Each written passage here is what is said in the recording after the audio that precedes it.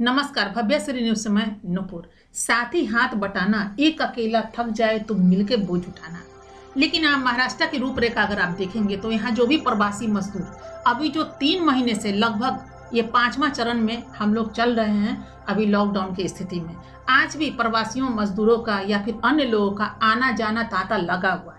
और यहाँ से कोई ऐसे हमसफर ना मिले, कोई साथी ना मिला जो यहाँ के मजदूरों को या यहाँ के लोगों को अपने घर तक पहुँचा पाते। यहाँ खाने को रोटी नहीं और न सर पे छत है, लेकिन आपको रहना होगा।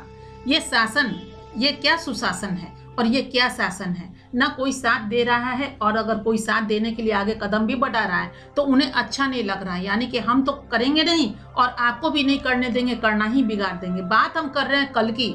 कल श्रमिक स्पेशल ट्रेन में जहां प्रवासी मजदूर या अन्य लोग जो लोग महाराष्ट्र में अभी हैं और वो अपने गंतव्य अपने घर जाना चाहते हैं, वहां पे सोनू सूद जी को अंदर जाने नहीं दिया गया प्लेटफॉर्म पे।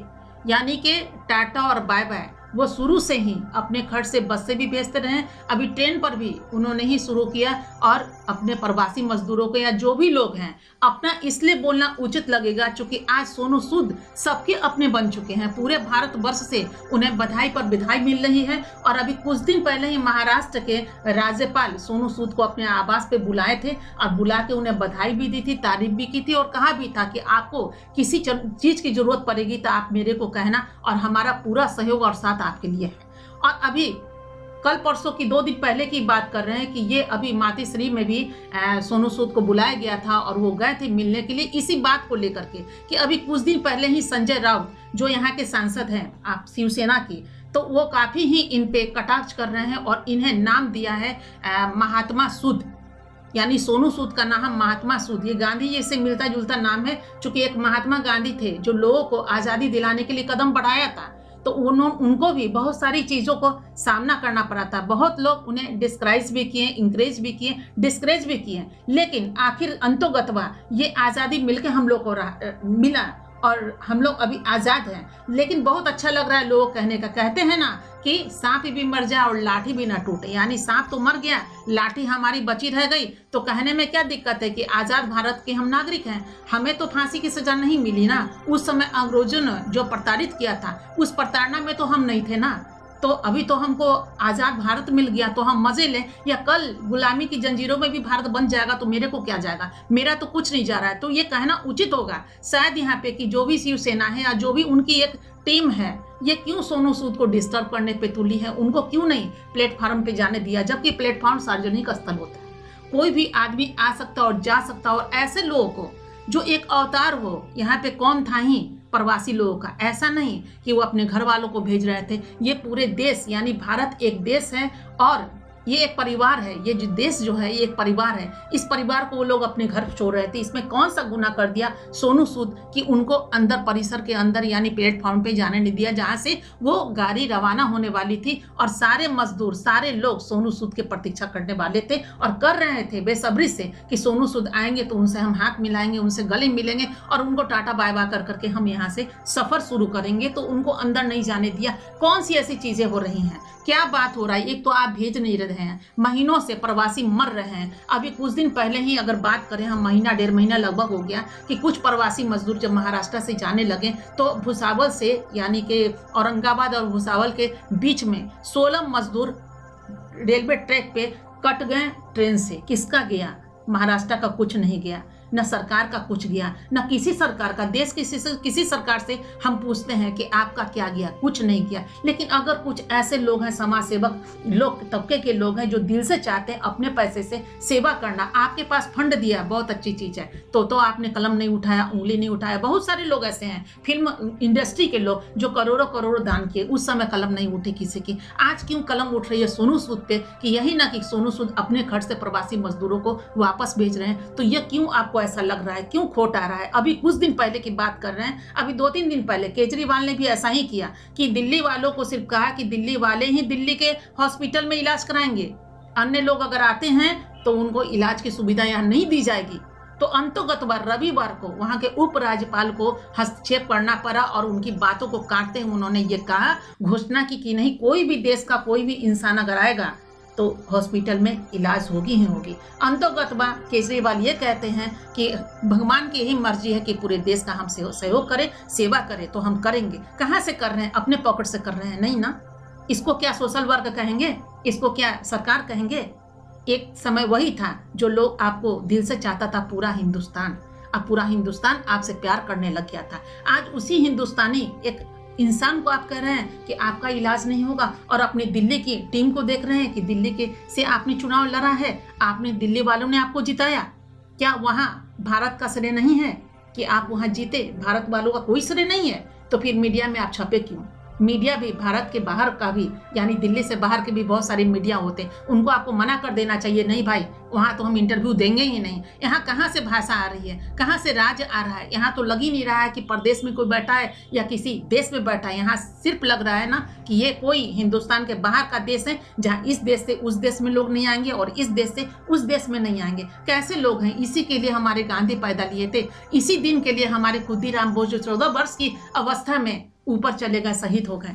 कहाँ गए मंगल पांडे? कहाँ गई वो शहीदों की यादें? कहाँ चले गई? सिर्फ 15 अगस्त, 2 अक्टूबर और 26 जनवरी को गीत गाने के लिए इतना ही रह गया कि हम एक दिन के लिए गीत बजाएं और बस लोगों को रंगा दें कि हाँ हम ये हैं और वो हम हैं, कुछ नहीं। आज ये कोरोना वायरस की महामारी में जो लोग का लोहे का घर है, वो लोग आराम से बैठे हैं, और शीशा का जिनका घर है उस पर आप कील मार रहे हैं, उसे पत्थर मार रहे हैं, और शीशे का घर उनका है प्रवासी मजदूरों का, जिनके पास कुछ नहीं है रहने के लिए, ना खाने के लिए कुछ नहीं है। कम से कम उनको आने और जाने तो दीजिए, लेकिन कोई एक्स्ट्रा आदमी जो उनको सत्ता से अलग का इंसान है, अगर उनको हेल्प कर रहा है, अगर उनको घर पहुंचा रहा है भोजन देते हुए, वो भूखे नहीं मर रहा, इसमें क्यों आप लोग को तकलीफ हो रही है? क्यों हो रही है? लेकिन इसमें दूसरी बात हम ये भी कहना चाहेंगे कि मातोश्री में जो सोनू सूद गए थे, वहाँ क्या अंदर की बातें आई? वो तो बाहर नहीं आए, उतना ही हुआ जो सोनू सूद ने कहा था, या फिर वो है। लेकिन इसमें पहले की प्रक्रिया अगर देखें तो कभी भी उद्धव ठाकरे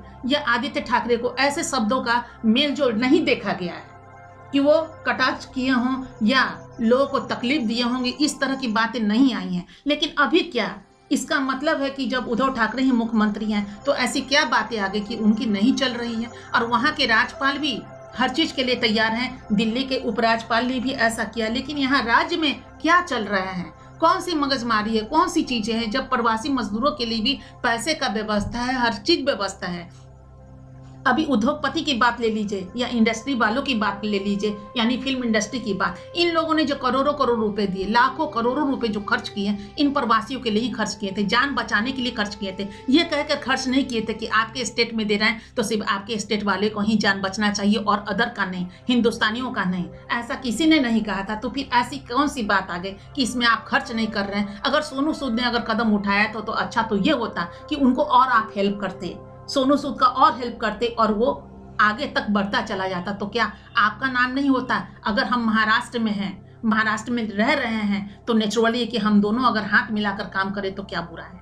क्यों चाहते हैं कि टोटल आप ही करें और अगले को हम करने न दें? और अगला अगर स्वयं से ही अगर आपके सहयोग के बिना भी अगर कदम उठाता है अच्छे काम के लिए, तो आपका सहयोग और साथ मिलना चाहिए, जो सहयोग और साथ नहीं मिलता। अकेले जीकर क्या करेंगे? अकेले रहकर क्या करेंगे? अकेले आप राज चलाकर क्या करेंगे? कब तक चलेगा ये चीज? एक दिन तो ऐसा आया था कि लोग अंग्रेज को भी भगा दिया था हिंदुस्तानियों ने। तो आप लोग का ये कब तक चलेगा? ये तांडव कितनी दुख भरी बात है, और कितना शर्मसार हुए जाते हैं हम अपने भारतवर्ष के एक राज्य से, 2 राज्य से, 3 राज्य से।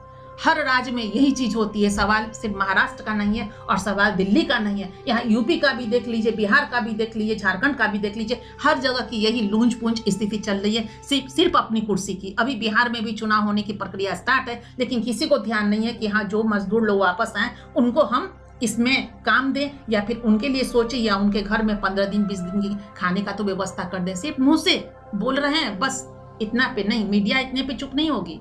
आज मीडिया कहीं ये श्रेय था जो लोगों को जन जन तक ये मैसेज गया है कि सोनू सूद को अभी प्लेटफॉर्म के अंदर नहीं जाने दिया गया। ये शर्मसार करती है मेरे भारत को भी, और अभी ये जो मैसेज विदेश में भी पहुंचा होगा, हमारे भारत से अलग देशों में, वहाँ के लोग भी क्या कहेंगे हमारे भारत के विषय में कि भारत को ही एक दूसरे से पड़ता नहीं है।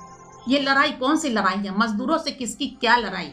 उसी मजदूर के मकान में, बनाए हुए मकान में, घर में आप रहते हैं। कल उसी मजदूर को के कारण ये महाराष्ट्र बन चुका है। क्योंकि आपकी जो भी विकास होती है ना, पहले से जो विकास थे वो तो अंग्रेज करके गए थे। इसमें तो कोई किसी का योगदान नहीं है। पूरे भारत की बात अगर ले तो किसी का योगदान नहीं, सिर्फ अंग्रेज का ही योगदान है कि इतना मॉडर्नाइज करके वो महाराष्ट्र को महाराष्ट्र बनवाए। या फिर जो मुंबई है आज, वो अंग्रेजों का बनाया हुआ है। इसमें जो भी पलट करके आप योगदान देखेंगे तो क्या प्रवासी मजदूरों ने कुछ नहीं किया? यहाँ जो फैक्ट्री में काम करते हैं प्रवासी मजदूर, उनका कोई योगदान नहीं है, योगदान ही नहीं है। तो फिर उनकी जिंदगी आज बचाना मेरे लिए, आपके लिए, हम सब के लिए बहुत जरूरी है। अगर वो जीवित रहेंगे तो फिर हमारा महाराष्ट्र भी महाराष्ट्र रहेगा, दिल्ली भी दिल्ली, पंजाब, राजस्थान, उड़ीसा, हर जगह को अगर देख लीजिए तो हर जगह आदमी सुरक्षित रहेगा।